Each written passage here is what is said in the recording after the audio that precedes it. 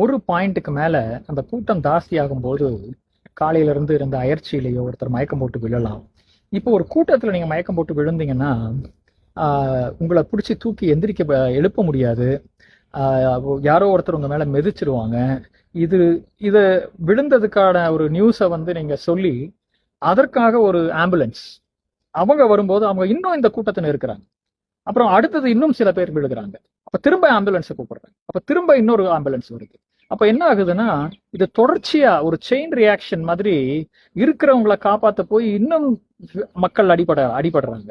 இதற்கு நடுவுல இந்த பேச்சு வந்து சில ட்ரிகர்ஸை கொடுக்கும். நம்ம வந்து இப்படி பண்ணிடலாம், அப்படி பண்ணிடலாம், எல்லாரும் கையை தூக்குங்க, எல்லாரும் ஓன்னு கத்துங்கன்ற போது அப்ப என்ன ஆகுது, எல்லோருக்கும் ஒரு உணர்ச்சி பூர்வமா ஒரு எழுச்சி வரும்போதும் அடுத்தவங்களை அது தள்ளிட்டு அந்த முன்னாடி அந்த பரப்புரை பேசுற அந்த வாகனத்தை நோக்கி எல்லோரும் தள்ளுவதும் அவர்கள் பின்னாடி தள்ளுவதும் இப்படிதான் வந்து இது வந்து ஒரு ஸ்பைரல் லிங்க் ஈவெண்டா ஒண்ணு மேல ஒரு காடு சாஞ்சு சொல்லி யாரையுமே காப்பாற்ற முடியாமல், ஏன்னா ஒரு உயிர் போன உடனே சுதாரிச்சிருந்தா மற்ற உயிர்களை காப்பாத்திருக்கலாம். ஆனா அந்த ஒரு உயிரை போன உடனே அதை காப்பாத்துறதுக்கு திரும்ப நம்ம ஒரு உள்ள அந்த கிரௌட தான் போட்டு நெருக்கிறோம் அப்படின்னும் போதும், அந்த பரப்புரை வாகனம் வந்து திரும்பவும் அந்த இடத்த விட்டு வெளியே போகுது அப்படின்னும் போதும் இன்னும் நெருக்கம்.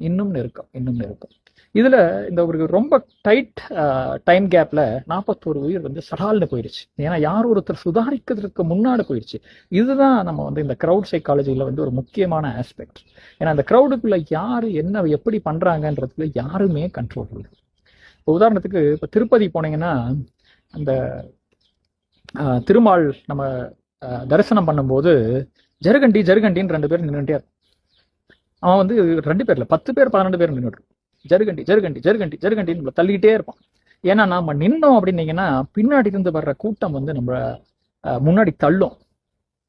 அப்ப என்ன ஆகும்னா அங்க ஒரு ஜாம் உருவாகும், அங்க ஒரு ஸ்டாம்பீடு போன்ற ஒரு சிச்சுவேஷன் உருவாகும். அப்போ அங்க இருக்கிறவங்க அவங்கள நகர்த்திக்கிட்டே இருக்கணும். இப்ப நம்மளோட கிரௌடு பாத்தீங்கன்னா ஜருகண்டி கிரௌடு கிடையாது, எல்லாருமே நின்று கேட்கிற கிரௌடு, அதுலயும் எல்லாம் ரொம்ப வழியிற கிரௌடு.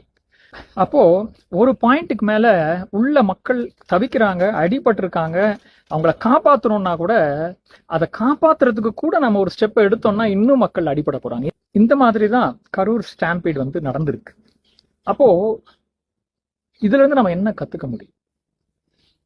இந்த மாதிரி ஒரு கூட்டத்தை நாம நிர்வகிக்கிறவர்கள் இந்த கிரௌட் கண்ட்ரோல்ல வந்து அவங்க ரொம்ப கைதேர்ந்தவர்களாக இருக்க வேண்டும்.